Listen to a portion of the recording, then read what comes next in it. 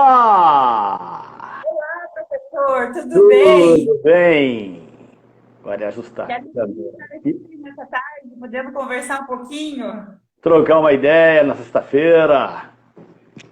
Sim, sextou com previdenciário. Pois é, né? Sextou com S de INSS, de Seguridade Social. Ou de haja santa paciência também, né? Nem brinca. São dois S's bem presentes na vida do previdenciarista, né? Com certeza. São- Mas ser previdenciarista é querer viver grandes emoções, né? Porque se quiser uma vida sem emoções, não seja previdenciarista. Não, de jeito nenhum. As coisas mudam todos os dias, o tempo todo. É maravilhoso. Não, é uma emoção sem tamanho, né? Porque você pode dormir, abrir a geladeira de madrugada e ter uma MP dentro da sua geladeira. Isso quando não abre o guarda-roupa e tem uma instrução normativa lá dentro, né? Nova, uma portaria nova, mudando alguma coisa. Andressa, Não só tudo bem, Andressa? parte das camas, né? É realmente complicado, né? É uma vida totalmente divertida essa de previdenciarista. Não Mas é tem rotina. não. E aí, com esses altos e baixos, que conseguimos fazer a diferença em muitas situações e conseguimos aproveitar muitas situações, né? Exatamente, exatamente. É analisando isso tudo que muda que a gente consegue encontrar as brechas, as ideias novas, as teses que vão aparecendo, né? Até porque os nossos legisladores escrevem muito bem, fica cheio de falha nos nossos textos legais e aí a consequência é fácil, né? Vai ter erro pra caramba. Mas eu acho que, no fundo, eles pensam em todo mundo, em proteger o segurado e dar emprego para os advogados também, né? É possível, é bem possível. E sabe que tem algumas redações que são tão tortas que eu falo, essa aqui só pode ter sido escrita pelo Tiririca. Não tem explicação. Afinal, ele está lá para isso, né? É um legislador. Então, vamos começar nosso bate-papo dessa tarde, professor. Vamos. Vamos falar aí sobre algo muito importante, que é o livro maravilhoso que o professor Emerson lançou, né? Manual dos Cálculos Previdenciários. Quarta edição do menininho. Edição. A primeira edição foi lançada em que ano mesmo? 2008. 2008. Eu acredito que foi o primeiro livro que foi lançado sobre essa parte de cálculos, né? Ou um dos primeiros. Não, um dos primeiros. Um dos primeiros. Tinha um antes da Quartilatam, que eu também fui coautor. Em 2006 saiu.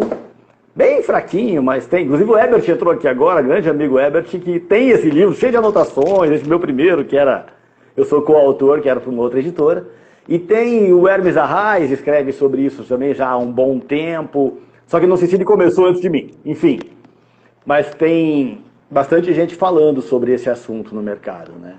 Hoje tem bastante obras. No início, realmente, era difícil. Tanto que eu não tinha referências para citar no meu livro. E aí o senhor acabou se tornando a referência para ser citado nos outros, né? Aí... É, isso é verdade. Ou você cita alguém ou você é citado, né? São as opções, né, que o mercado nos dá. Bom que o senhor conseguiu aproveitar de primeira ser citado. Sabe que o Valdez Ludwig costuma dizer que a gente não se destaca por ser o melhor. A gente se destaca por ser o mais raro.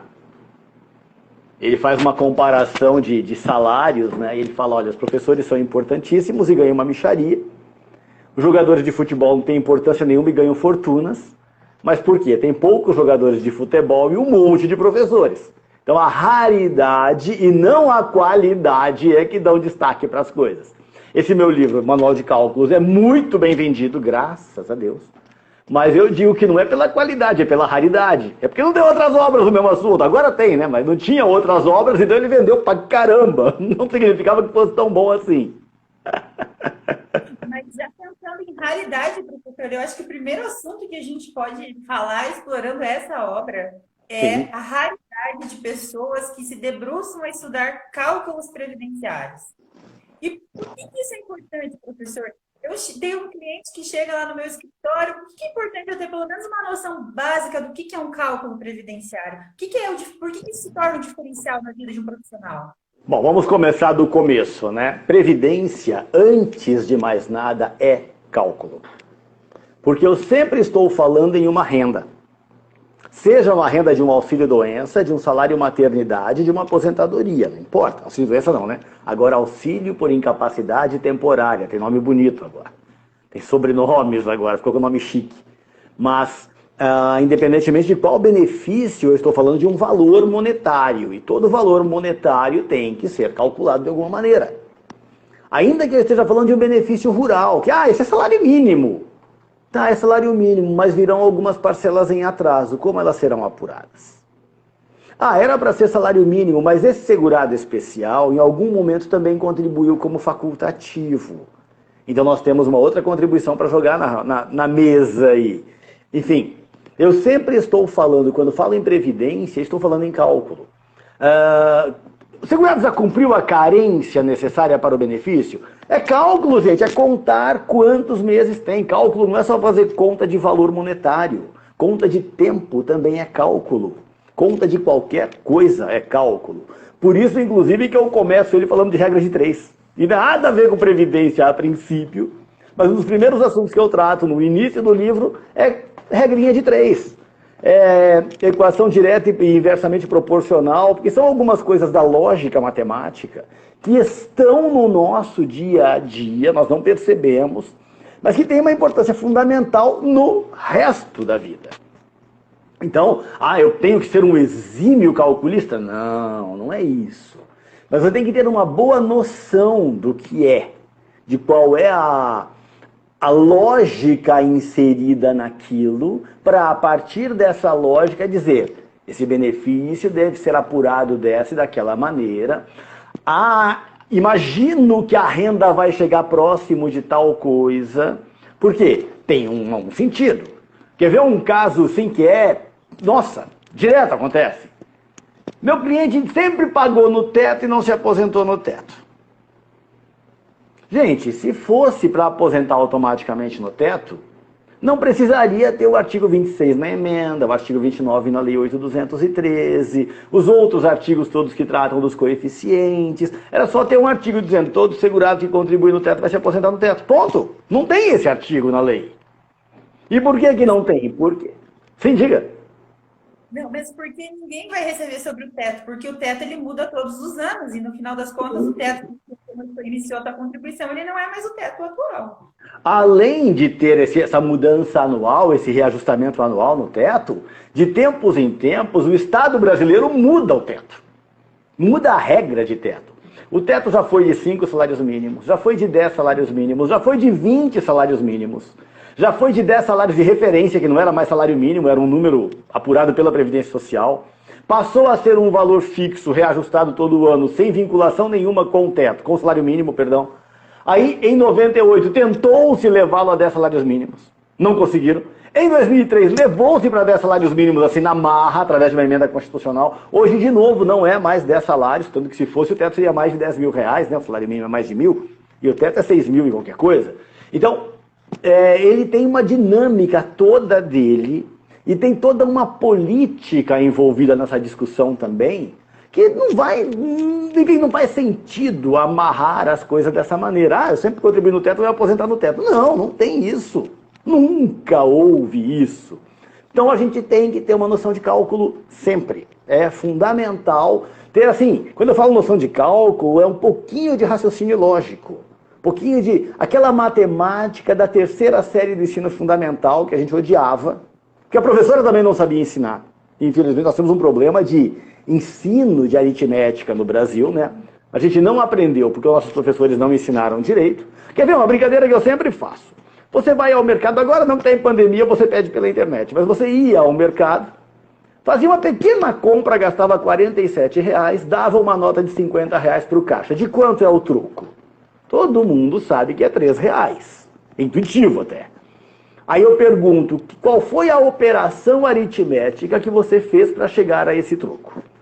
E todo mundo me responde subtração. Aí eu falo, bom, então mentalmente você imaginou 50 menos 47, 7 para 0 não dá, empresta 3 do 5, que agora fica... Não, você fez 48, 49, 50. Você intuitivamente fez uma soma, não fez a subtração. Por que que na escola a professora ensinou a usar a subtração nesse momento, se na prática a gente não usa? Hoje, graças a Deus, a gente não tem mais isso, mas alguns anos atrás nós tínhamos uma criança de 4 ou 5 anos vendendo sorvete na praia, dando troco em dólar. Ia para a escola e não aprendia matemática. Como assim? Se a matemática já estava na vida dela na hora de dar o troco, em moeda estrangeira. Então o ensino nosso de aritmética, infelizmente, é muito fraco, muito ruim. E em decorrência disso, nós não aprendemos para o dia a dia. Aí chega na hora de ver um cálculo de um benefício previdenciário, a gente não tem a menor noção se aquilo é bom ou ruim. Na hora de converter um auxílio-doença em aposentadoria por incapacidade permanente. Ah, é bom ou é ruim? Eu não sei quanto por cento que é. Ah, vai dar tantos por cento. Ah, mas isso é melhor ou é pior? Não sei. Peraí, como eu não sei? Eu tenho que ter essa noção. E são coisas básicas que a gente usa no nosso dia a dia previdenciário, e que não é uma conta complicada de fazer, né? Eu não estou pedindo para fazer uma fórmula de Bhaskara, que eu nem lembro mais como é que é. Lembra disso? Fórmula, lembra desse nome, pelo menos? Aquela equação que tinha um triângulo no meio, que dava 2 resultados, e às vezes os 2 resultados eram 0. Para que serve um negócio desse? Não sei. Não é disso que eu estou falando de continha simples, que a gente usa no previdenciário, fazer uma média, que é uma coisa básica. Mas a gente não aprendeu isso da forma correta na escola, a gente aprendeu a decorar algumas coisas para passar na prova, e perdemos o raciocínio lógico, que seria tão fundamental nesse momento. Dá para aprender depois de adulto? Claro que dá. E previdência é isso, então tem que ter esse raciocínio lógico para se destacar, até para dar uma resposta rápida para o cliente. É óbvio que ele vai chegar lá com aquele monte de documento no escritório e você vai falar, eu tenho uma audiência daqui 10 minutos, mas volta daqui a 2 semanas que eu te respondo. Só que, olha, meu Deus do céu, tem gente colocando a equação. Faz isso não. Raiz de delta. Não faça isso com a gente. Não quero ver isso, eu tenho trauma dessa fórmula. Vê que tem gente que estuda. A Andressa comentou aí que gostava de matemática na escola. Tem quem goste, mas não é a maioria, né? Não. E a grande questão é que quando o cliente... São perguntas básicas, né? Que todo cliente faz e que, assim, se você não tiver um raciocínio mínimo matemático, e é importante para os cálculos previdenciários, você pode perder oportunidades e a oportunidade é igual um cavalo que passa na sua frente, né? Sem céu, sem nada. Se você não montar, passou. Então, vem a primeira pergunta, essa que o senhor falou, né? Contribuí a vida inteira pelo teto, mas agora não recebi pelo teto. E a outra é, eu me aposentei recebendo um salário altíssimo, mas agora esse salário altíssimo não existe mais. Ele está diminuindo cada vez mais. E o que está acontecendo? Eu acho que o meu benefício foi calculado errado. E aí, quem não sabe qual é o índice que é atualizado o benefício, chega e fala, realmente, vamos lá, que está errado. Mas são coisas... É o caso básico do cara que fala, me aposentei com 6 salários mínimos e estou recebendo 3. Porque ele faz um parâmetro de salário mínimo na cabeça e acha que o benefício tem que acompanhar aquilo. Por quê? Porque todo ano o salário mínimo aumenta, que os preços em geral aumentam. A minha aposentadoria tem que aumentar igual ao salário mínimo. Não tem que aumentar igual ao salário mínimo. Tem que aumentar igual aos preços em geral. Mas salário mínimo não acompanha isso? Não. Salário mínimo é decisão política. Em algum momento... aumentar menos, né? Pode ser que ele não aumente o tanto que aumente um benefício. Pode aumentar mais ou menos, exatamente, é uma questão política. Como é que o governo decide aumentar o salário mínimo? Vamos dar um aumento de X%. Vai impactar X no orçamento da União. Vai aumentar muito a despesa com previdência, vai aumentar muito a despesa com assistência social. Então vamos aumentar menos o salário mínimo para ter impacto menor no orçamento. É assim que se decide aumento do salário mínimo. Então nós tivemos épocas com aumentos maravilhosos, tivemos épocas de aumentos péssimos. Não acompanha absolutamente. Divergência de salário da carteira de trabalho e CNIS. Já aproveitando para responder numa vida toda. Não é assunto nosso aqui, mas vamos lá. Carteira de trabalho, gente, não é um bom documento para análise de salários. Por que não? Mas está na carteira, Emerson. Eu sei, mas a carteira só tem o salário contratual. E os reajustes desse salário contratual que nem sempre estão anotados na carteira. E daí, não é isso que eu preciso? Não, você precisa do salário de contribuição. É outro conceito. Salário de contribuição pega toda a remuneração da pessoa, a remuneração tributável. Então o salário de contribuição pode ser maior do que o salário que está na carteira de trabalho, porque teve hora extra, adicional noturno, descanso semanal remunerado, comissão, não sei o que lá. Pode ser menor, porque o camarada teve falta, teve atraso, teve algum afastamento, teve não sei o que lá. Ele não é obrigatoriamente o salário da carteira de trabalho, tá, pessoal? Carteira de trabalho não é um bom documento para conferência de salários, quando você vai bater com o CNIS e ver se dá para fazer uma vida toda, coisa assim. Não quer dizer que o CNIS esteja correto. Tá? O meu CNIS, por exemplo, faltam salários vários anteriores a 94. Peguei o meu para avaliar, para usar como parâmetro, falta um monte de salário nele, porque algum problema teve lá no passado e as informações não chegaram ao banco de dados da Previdência como deveriam. Mas, então, carteira de trabalho não é um bom documento e CNIS não tem toda essa garantia, principalmente para valores antigos. E aí, o que eu faço? Tem algumas saídas interessantes. O empregado tem os contra-cheques? É muito difícil isso acontecer. Mas tem uns malucos como eu que guardam papel pra caramba. Não sei se dá pra ver aqui no cantinho, cadê? Aqui tem uma beiradinha escura, é um gaveteiro que eu tenho. 4 gavetas, aquelas grandonas de pastinha suspensa, que só tem documento. São 4 gavetas cheias que tem desde boletim escolar meu, que minha mãe guardava, eu guardo também. Até todos os contra-cheques de todos os empregos que eu tive. Eu tenho mania de guardar documentos. De vez em quando eu faço uma limpa, mas ainda assim preservo muita coisa ali que pode um dia ter alguma utilidade. E tem alguns malucos como eu que guardam. Então a primeira coisa, vê com o teu cliente se ele não tem os contra-cheques. Não tem, claro que ele não tem mais, Emerson. A empresa ainda existe. As empresas sempre têm nos seus bancos de dados essas informações de remuneração. Toda empresa tem um documento chamado ficha financeira, que traz a remuneração mensal do trabalhador, sempre, de todo período.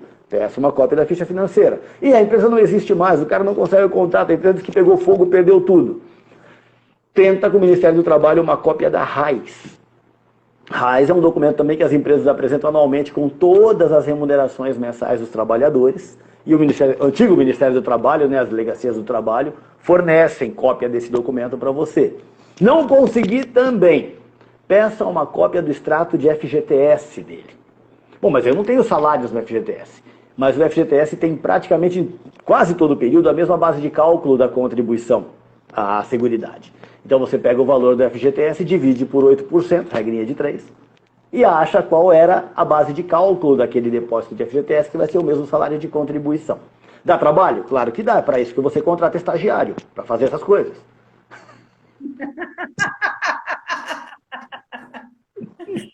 E aí valoriza a mão de obra do advogado também, né? Porque Claro. não só do advogado que atuam na área previdenciária, porque você não é só simplesmente despachante de documentos, você trabalha com rendas que podem acompanhar o restante da vida da pessoa, né? Não é, salvo os benefícios de incapacidade ali, um pedacinho do tempo, mas os demais benefícios, eles acompanham o resto da vida da pessoa. Então, veja a importância que as pessoas, elas não pensam a sua profissão como impacto na vida das outras, né? Elas deixam a contribuição ali, não, tá tudo bem, isso aqui não impacta, não quero me deter muito nesses cálculos, que é o mais fácil, mas o impacto que você vai dar na vida da pessoa é muito grande, né? É verdade, é verdade. Seu livro, ele é excelente, né? Não é porque eu sou da Juruá, mas é porque eu tive a oportunidade de folheá-lo. Ó, ele é excelente, porque dá para segurar pela capa e ele não despenca, ó, não desmonta, não caem as folhas, ele é muito bom. E não só por isso, mas porque eu já tive contato com a sua obra quando eu era estagiária da professora Melissa, né? Muitos anos atrás. E quando eu li as primeiras páginas, ele foi uma obra de fácil entendimento para mim, mesmo que estava nos primeiros anos de direito, do curso de direito, e eu não tinha noção do que era direito previdenciário no início. Então, quando eu já estava na editora no início, tive contato com essa obra. E aí, pessoal, as pessoas normalmente pensam, puxa vida, um livro manual de cálculos. Elas associam muito aquela questão do livro de matemática, que vem um monte de coisa que a gente não entende, que é tão bonitinho ali na hora, que aí falam assim, é uma maçã mais outra maçã, 2 maçãs. Daí o exercício é 3 maçãs vezes X amendoins com menos 2 batatas dá quanto? Não. Esse não é o livro, tá? O livro dele vem e te explica que a maçã mais a maçã é isso, mas a maçã mais o amendoim mais a batata também tem a sua resposta. Então, é um livro completo, ele explica passo a passo de um cálculo previdenciário ali, para você ter uma noção básica, principalmente para quem não sabe nada de cálculo, é excelente, principalmente pela linguagem, muito clara, muito... e ele explica termos que, por exemplo, vou abrir uma página aqui que eu separei, que é o próximo assunto da nossa pauta, que é as mudanças trazidas pela Emenda Constitucional 103. E aí a primeira coisa que ele fala, ele podia começar assim, olha, você calcula assim, assim, assim. Não. Sabe qual que é a primeira coisa que ele coloca? Olha, mudou o nome. Não é mais aposentadoria por invalidez. Agora temos um outro nome. Ele já te explica isso aqui no livro, gente. Então você não vai ser enganado com termos. Está aqui no livro dele já explicado. E aí, falando sobre emenda constitucional 103, a reforma da Previdência, que é uma reforma que nunca acaba, ela acontece todos os dias. Então, vamos a esse momento que vivemos. Eu até brinquei antes de nós iniciarmos a live que tem 2 pedidos que têm aumentado muito, que é o auxílio-doença e a pensão por morte. E a emenda 103 trouxe mudanças consideráveis nos cálculos desses 2 benefícios. Então, começando aí na questão do auxílio-doença, quais foram as mudanças mais importantes que nós tivemos durante esse período? Dando um spoiler aí do seu livro. No auxílio, que agora se chama auxílio por incapacidade temporária, né? Nome e sobrenome, agora ficou chique demais. O auxílio por incapacidade teve apenas a mudança na forma de se apurar a média salarial. Por quê? Antes da emenda, nós apurávamos todos os salários de contribuição do segurado, escolhíamos os 80% maiores, e isso era um complicador na conta. Agora não, média aritmética simples dos salários existentes de julho de 94 para cá, ponto. Então, se o segurado, vamos pensar no auxílio por incapacidade decorrente de um acidente do trabalho, que não tem carência, então 10 contribuições, 8 contribuições, 2 contribuições eram suficientes para que o segurado tivesse acesso ao benefício. Vamos imaginar uma pessoa que fez exatamente 10 contribuições. Tá? Pagou 10 meses e sofreu o acidente do trabalho. O que se fazia antes da reforma? Fazia-se a média dos 8 maiores salários. Então eu tinha que pegar os 10, atualizar os 10 até a data presente, escolher os 8 maiores. Tudo bem que em 10 é fácil bater o olho e ver quais são os 8 maiores. Mas quando você tem uma lista de 100 salários, escolher os 80 maiores dá trabalho pra caramba. E tudo bem, estou falando de números redondos. E quando o cara tem 57 salários, 80% de 50, meu Deus do céu. E o que a reforma trouxe para esse benefício especificamente? Uma simplificação no cálculo, que agora a média é de todos os salários. Isso foi bom ou foi ruim? Foi ruim, porque o resultado da média acaba ficando menor. Por que isso? Vamos imaginar uma coisa bem simples para a gente entender essa coisa da média. Imagine aquele almoço de família de domingo que junta a tua avó, os teus primos, todo mundo. Tem 10 pessoas em volta da mesa e vocês decidem fazer a média das idades dessas pessoas. Como é que a gente faz? Soma a idade de todo mundo e divide pela quantidade de pessoas que estão na mesa. Estamos em 10 pessoas na mesa, ok? Soma a idade dos 10, divide por 10. Isso é uma média aritmética simples. Se você tirar a idade das crianças que estão ao redor dessa mesa, eu só terei idades mais altas. Logo, a média vai subir. O que para a idade é ruim, porque ninguém quer ficar mais velho. Mas para salário é bom. Se eu tiro os salários baixos, fico só com os salários mais altos, a minha média naturalmente vai ficar melhor. E o que a reforma trouxe? Agora a gente vai fazer a média de todos os salários. A conta é mais simples, entretanto, o resultado dessa média baixou. Porque aí vou usar todos, obrigatoriamente vão entrar valores mais baixos, e entrando valores mais baixos, o resultado da conta vai ficar menor, né? Então, no auxílio por incapacidade temporária, além do nome, essa é a principal mudança. A principal não, é a mudança de cálculo. Porque vão entrar todos os salários e a média, consequentemente, vai encolher. Mas dentro dessa questão, a Andressa fez uma pergunta agora há pouquinho aqui. Eu vi que já entrou uma outra, eu não consegui ler, gente. Desculpa, tá? Mas... Está anotando perguntas aqui no final. Então, joia. Não, mas é que ela falou sobre complementação de contribuinte individual. Ele contribuiu, prestou serviço para uma empresa, menos que um salário mínimo, ele vai ter que complementar. A Previdência diz que sim, eu questiono, tá? Mas ele pode, ele mesmo emitir uma guia e fazer a complementação disso, Andressa. Aí tem lá no... Me falaram que até no meu INSS já tem essa opção, não sei se é verdade. Entra e sai coisa do meu INSS o tempo todo, a gente nunca sabe como é que ele está. Mas me falaram que até no meu INSS já tem como pedir a guia complementar, tá? Entra lá, emitir, dizer o valor e o sistema já gera com multa, juro, correção. Mas o que mudou no auxílio-doença, então, no auxílio por incapacidade temporária agora, basicamente foi o cálculo da média. Nenhum outro impacto. Evidentemente a renda vai cair, né? Mas todo o resto que existia no benefício continua. Até aquela média dos últimos 12 salários.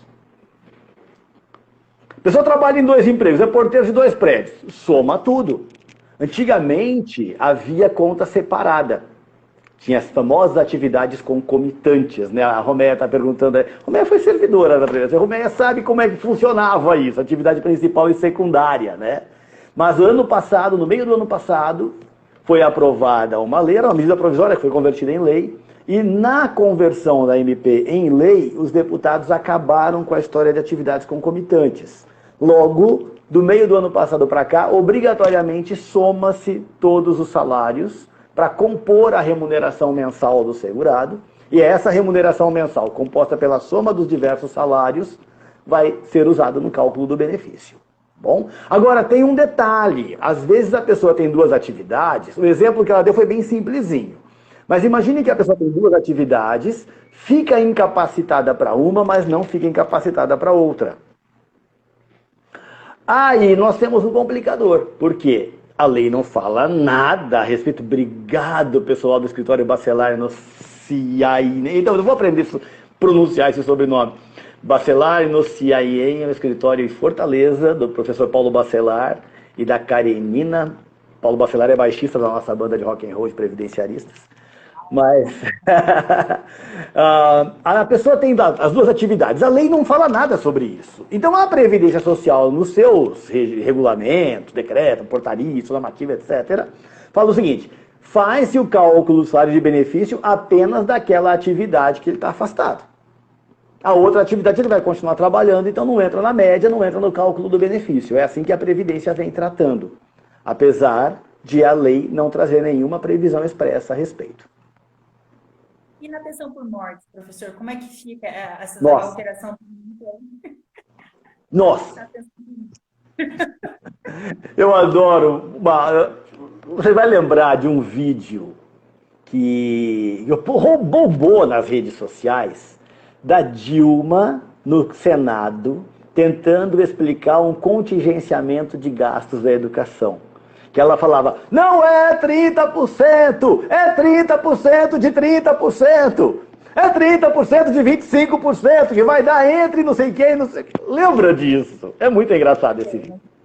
E agora, na Previdência Social, quando a gente fala de cálculo de pensão, nós temos exatamente isso. Porque agora a pensão, vamos imaginar um único pensionista, essa pensão é de 60%. Do quê? 60% do que seria a aposentadoria por incapacidade permanente do falecido, que também é 60%. Então é 60% de 60%, diria Dilma. Ela já estava prevendo que alguma coisa ia acontecer nesse sentido, né? Mas, falando sério, como é que se apura a pensão agora? Primeiro, a pensão manteve a mesma base de cálculo que tinha antes da reforma. Por quê? Qual era a previsão da Lei 8.213? Que a pensão ia ser 100% do que? Aí da base de cálculo, gente. Da aposentadoria que o segurado recebia ou da aposentadoria por invalidez que tivesse direito na data do óbito. Ok? Agora, a aposentadoria por incapacidade permanente. A emenda mantém isso. Ela continua dizendo que vai ser a partir da aposentadoria que o segurado recebia ou de uma invalidez calculada na data do falecimento.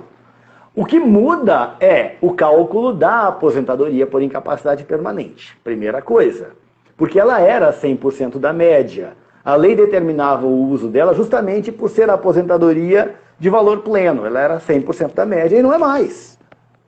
Se o óbito foi decorrente de um acidente do trabalho, aí tudo bem. A aposentadoria por incapacidade que o falecido teria direito seria 100% da média. Não sendo acidente do trabalho, aí nós temos aquela aposentadoria de 60% mais 2% para cada ano que ultrapasse 20 anos se for homem, ou 15 anos se for mulher. E o resultado dessa aposentadoria vai ser a base para o cálculo da pensão. Aí nós chegamos no cálculo da pensão, que é 50% dessa aposentadoria, mais 10 pontos percentuais dela para cada dependente, até o máximo de 100%. Pensando em uma pessoa que deixou um único dependente, nós teríamos, em regra, uma pensão de 60% da média. Minto, 60% da aposentadoria por incapacidade permanente, que já foi 60%. Então, 6 vezes 6 dá 36, em regra, 36% da média nesse primeiro caso. Ou seja, foi uma mudança muito radical, reduziu absurdamente o valor da pensão por morte. Só que para ajudar, a Previdência comete eu chamo de falha, para não dizer outra coisa, uma falha no cálculo dessa pensão. Por quê? Porque a emenda prevê que, na hora de fazer a média, podem ser excluídos da média os salários que reduzirem o valor da média, o valor do benefício, que trouxer algum impacto, desde que não cause prejuízo no direito ao benefício. Como assim? Vou me aposentar por uma das regras de transição de tempo de contribuição. Elas exigem que um homem tenha pelo menos 35 anos de contribuição.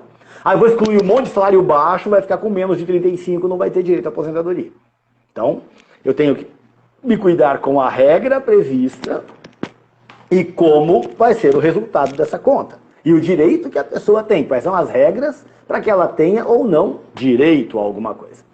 Eu tenho que tomar esse cuidado. Quando eu falo de uma pensão por morte, de uma pessoa que não estava aposentada, então eu estou dizendo, eu tenho que calcular uma aposentadoria por incapacidade permanente e a partir dessa aposentadoria vou calcular a pensão por morte.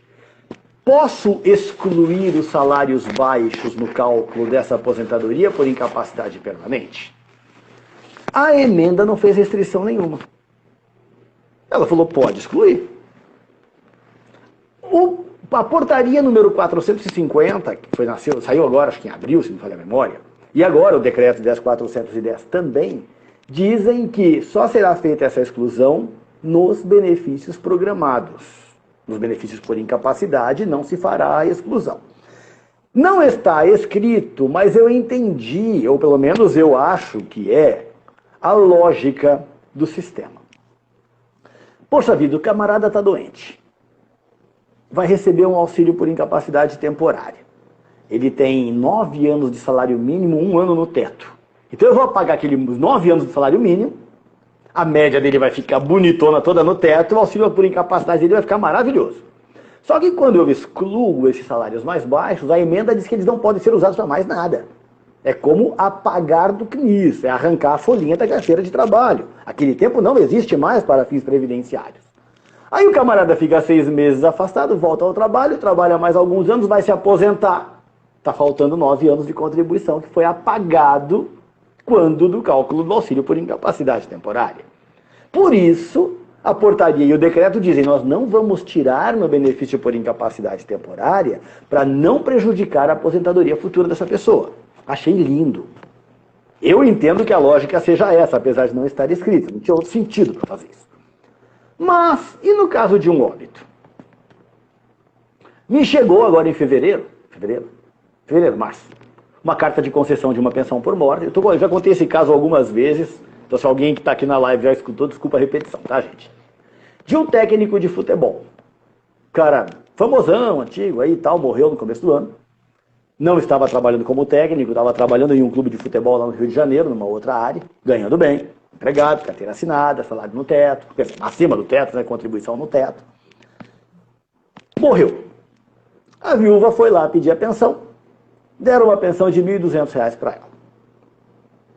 Ela procurou a advogada que atendia, resolveu os problemas de contrato do marido dela, das confusões todas. Essa advogada procura um advogado lá do Rio, Dr. Sérgio Pimenta, grande amigo meu. De repente, daqui a pouco aparece o Serginho aqui na live. E Pimenta me mandou, falou, Anderson, vamos olhar esse caso aí, o que tem? Me mandou o CNIS para eu analisar e tal. E aí foi curioso que, primeiro, vários períodos com contribuição do salário mínimo. Para um técnico de futebol, isso é um pouco estranho. Períodos longos sem contribuição nenhuma. Falei, cara, será que ele estava trabalhando no exterior? O que será que aconteceu? Fui para a Wikipedia ver o perfil dele, a história dele. Não, o cara não saiu do Brasil. E naqueles períodos ele era comentarista de TV, comentarista de rádio. E não contribuía. Eu achei muito estranho. Alguma coisa, alguma fraude aconteceu, não sei, alguma coisa errada teve nessa história. Bom, ele tinha já vários anos de contribuição antes de julho de 1994. Não tinha 20 anos de contribuição. Um cara com mais de 60 anos de idade, que na década de 70 foi jogador de futebol, nunca deixou de ter atividade e menos de 20 anos de contribuição. É muito estranho. Mas era o que tinha, é o que tem no histórico dele, ponto. É o que a gente vai usar. E aí, o que eu fiz? O que a Previdência fez, melhor dizendo? Ela levantou todos os salários de julho de 94 para cá, tinha um monte de salário mínimo, fez a média daquilo, aplicou 60% para encontrar a aposentadoria por incapacidade, e deu 1.000 e qualquer coisa, 2.000 e pouquinho, eu acho. Uma média de R$ 2.000, pouco menos que isso. Aplicou 60% da pensão, porque só ficou a viúva, R$ 1.200 de pensão. E aí vem a dúvida. Excluo ou não excluo os salários baixos dessa conta? A emenda não fez restrição nenhuma. A portaria fala em benefício por incapacidade, a gente não reduz. Porque essa pessoa pode sarar e voltar e querer se aposentar. Peraí, mas ele morreu. Eu espero que ele não volte. Não, tomara que não. Como assim? Ele não vai voltar, ele morreu. E não foi morte presumida, foi morte mesmo. Pagando 1.200 para a viúva. Bem, então o que eu fiz? Eu eliminei todos os salários baixos da conta dele. E como as últimas contribuições são todas no teto, deixei os últimos 12 salários, que eram todos no teto. Aí fica naquela, poxa vida, mas para a viúva receber pensão, basta que ele tenha qualidade de segurado. Beleza. Porém, se esse cara tiver menos de 18 contribuições, a viúva só teria pensão por 4 meses. Então eu vou fazer o seguinte. Ele tinha um monte de salário antes de 94. As 18 contribuições estão garantidas antes de 94. Vou fazer uma média só dos últimos 12, que estão todos no teto. A média deu praticamente teto. A aposentadoria por incapacidade permanente, 60% do teto, 3.600 e pouquinho. E a pensão dela, 1.900 e pouco. Fiz o parecer. Vou dizer na próxima encarnação.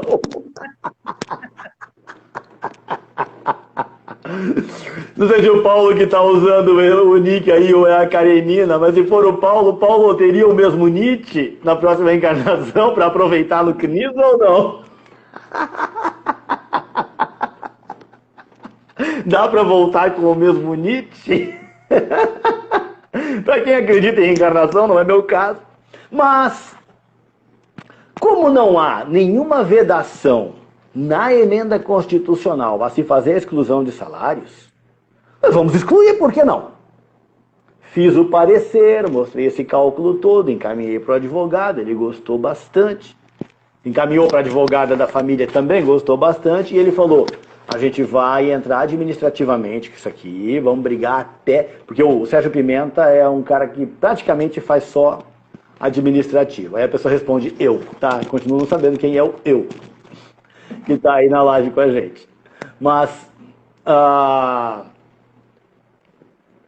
o Pimenta só faz administrativo, só faz não, mas ele basicamente é um cara que trabalha muito o processo administrativo, então ele diz que vai brigar até o Conselho de Recursos e tal, para tentar fazer com que a administração conceda a pensão excluindo os salários baixos, porque não tem vedação legal, nem constitucional nenhuma, tem uma portaria só falando isso, e portaria, pô, né, é só uma portaria, tem o porquê seguir uma portaria se ela não tem base legal. Olha quanta coisa legal para estudar, né? Não, é uma dica sensacional, porque imagine quantos casos, assim, quem está assistindo essa live não pode resolver nessa situação, pegando esse raciocínio aí, olha, uma dica de ouro, gente. Claro! Depois dessa live disponível aqui, você vai lá dar os pauses para anotar a tática aí que para você. A live vai ficar gravada no meu IGTV, tá, pessoal? Então depois pode entrar, rever, o preço é o mesmo.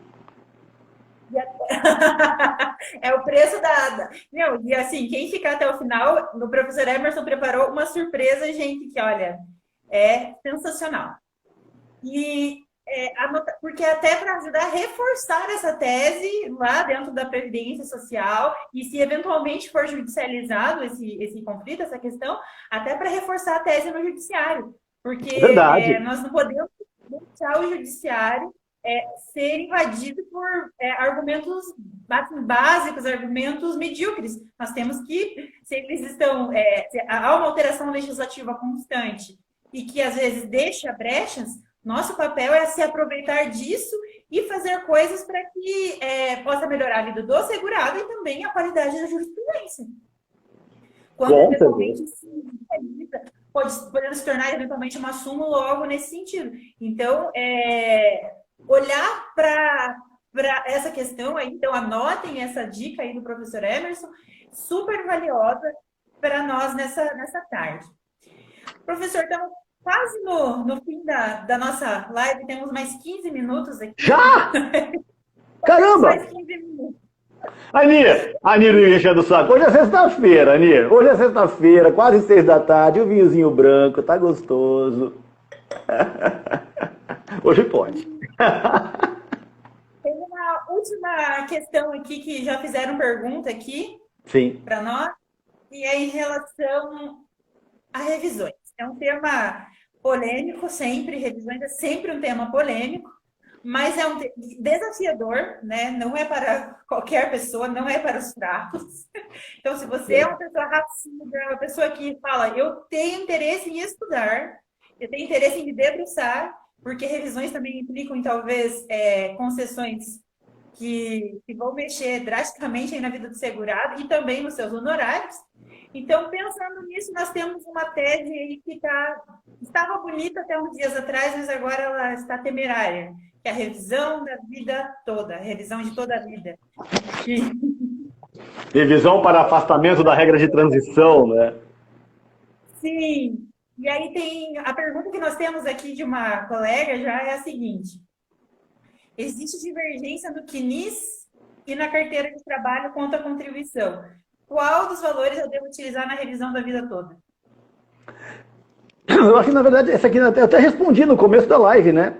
A gente falou disso, eu li a pergunta e ela não falou que era para a vida toda, mas a ideia é a mesma. A carteira de trabalho não é um bom documento para salário.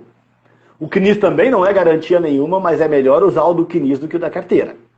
Se não tem nada, aí a gente usa o que está na carteira de trabalho, tá, pessoal? Não tem nada no CNIS, por exemplo, mas se tem salários no CNIS, eles são mais seguros do que os da carteira de trabalho, porque a carteira só tem salário contratual.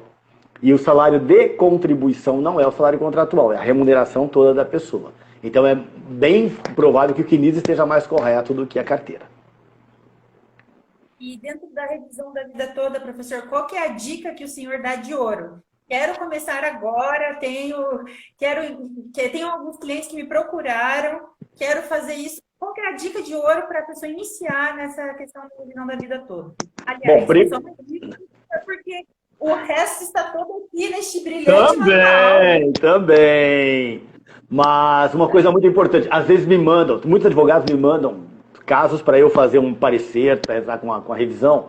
Então, gente, um ponto fundamental. Vida toda é para segurado que se aposentou após novembro de 99. Ah, o cara se aposentou em 96. Não é para ele. Por quê? A divergência no cálculo nasce com a Lei 9876 de 99.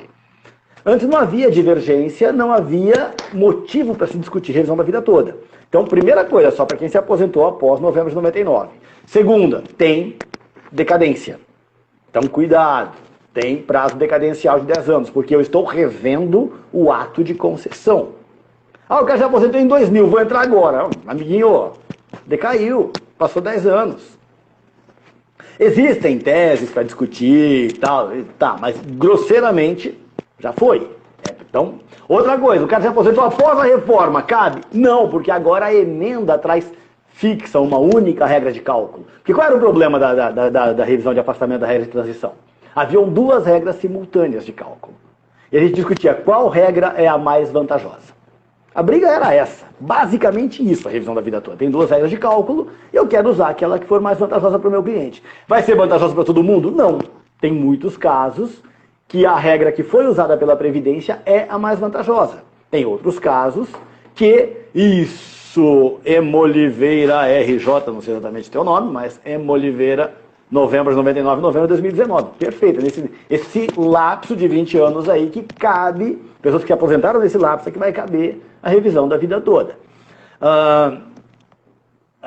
Sempre vai ser vantajosa? Não. Então é bom dar uma olhadinha básica. Se o segurado sempre contribuiu no teto, sempre mesmo. Porque é comum a pessoa falar que sempre pagou no teto, você vai olhar, não tem 30% do tempo no teto, né? Mas se realmente a pessoa sempre contribuiu no teto, a revisão da vida toda com certeza vai ser vantajosa. Outro ponto, se no cálculo teve a aplicação do mínimo divisor, meu Deus, o que é mínimo divisor? Tem aqui. Também, com certeza, a revisão da vida toda vai ser vantajosa, porque ela afasta o mínimo divisor. Agora, se é uma pessoa que sempre teve uma vida padrão, mediana, dificilmente vai ter diferença na revisão da vida toda, tá, gente? Opa, que legal, você é aluno do meu curso, show de bola, show de bola. Bacana, contador também, tanto quanto eu. Podia ser conta festa, conta dinheiro, mas conta dor.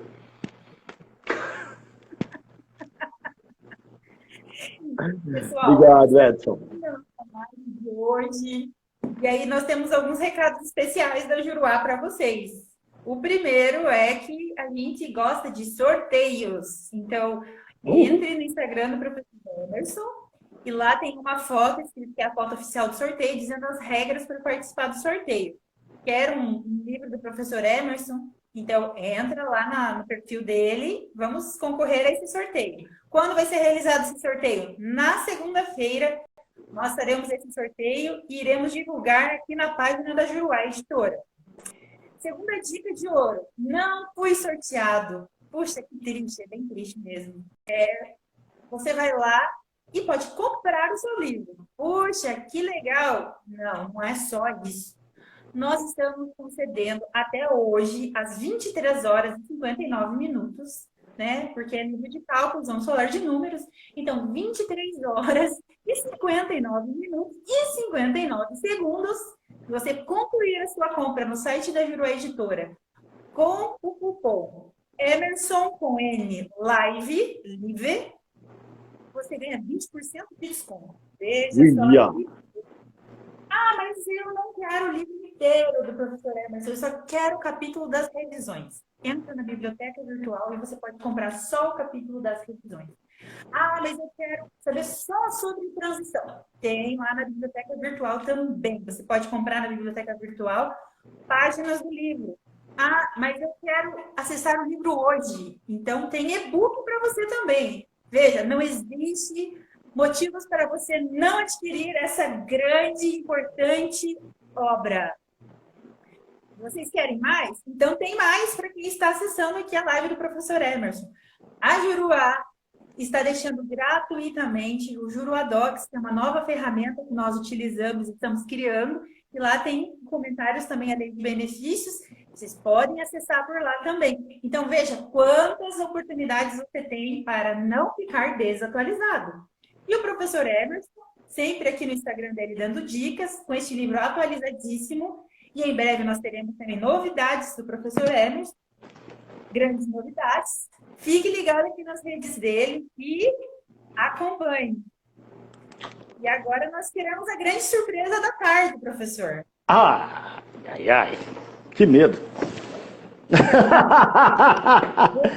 Aí, mande o link dessa live para a grande surpresa dessa tarde que o professor Emerson preparou para nós. Eita! Deixa eu tirar esse fone aqui, ele vai me atrapalhar um pouquinho agora. Para o dia que ele preparou essa surpresa. Bom, então para a gente fechar, como é sexta-feira é sempre bom rock and roll, vamos fazer um violãozinho, tocar uma musiquinha, num momento tão complicado que a gente está procurando um tempo mais tranquilo, tal, dias melhores.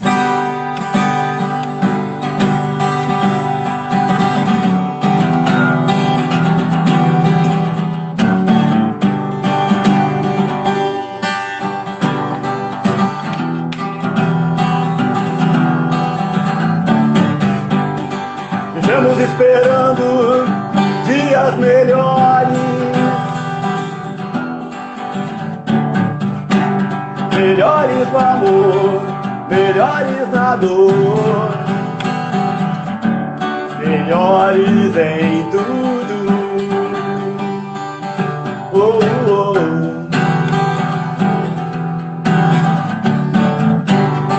Vivemos esperando o dia em que seremos melhores,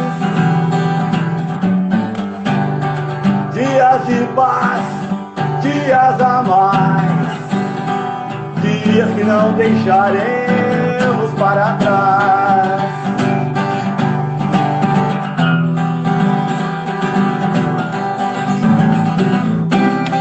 Vivemos esperando o dia em que seremos para sempre. Vivemos esperando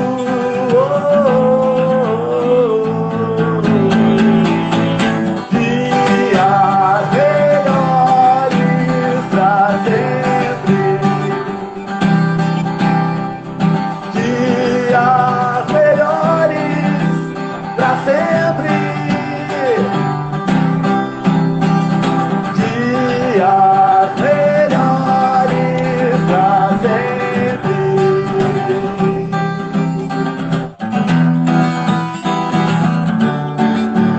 Pra sempre.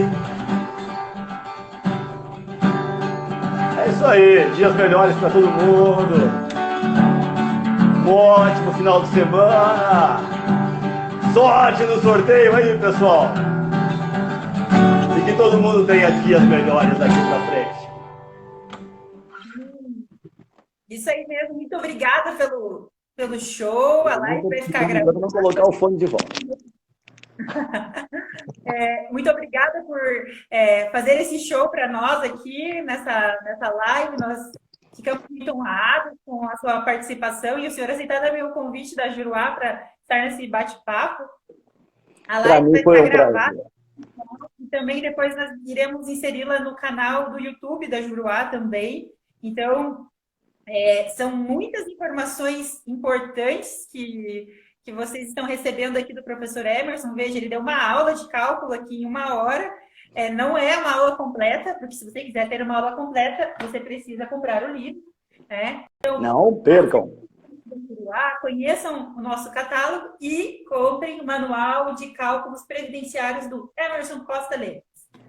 Então, obrigada, professor, obrigada aos nossos ouvintes.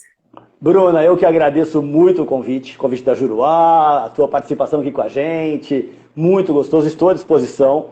Estou trabalhando em outros materiais aí para Juruá, tá, pessoal? Logo, logo vai ter novidade, então a gente vai fazer outra live, inclusive, para conversar daí sobre isso, se for o caso. Estou à disposição.